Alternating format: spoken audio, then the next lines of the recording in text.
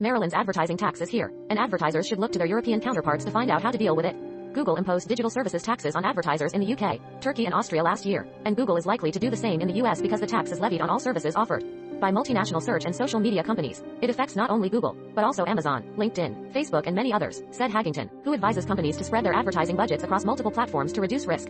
But as we've seen in countries with similar taxes, the extra costs can end up going to companies advertising on those platforms, which in turn can pass them on to their customers. This is another piece of spending that doesn't go directly to the media, says Azim Ahmad, director of digital marketing, who suggests that advertisers who have already planned their spending for the year withdraw a small percentage to see how their projections change, evaluating the implementation of digital advertising taxes in those states and how advertisers in those regions have adapted to them can help prepare national advertisers should they be implemented.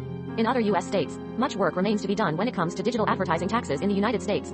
If the tax fight in Maryland succeeds, it could slow the pace of similar legislation in other states. We contacted Facebook to see if they would impose a Maryland tax or other similar taxes at the state or federal level, but had not received a response at the time of publication. The tax seems to have forced advertisers who rely heavily on Google to perhaps diversify their channel lineup, as some say the lost tax percentage could be better spent on other channels. Mr. Ahmad said, "That's the cost of doing business." He added, "Our clients have had to accept it as a cost of doing business.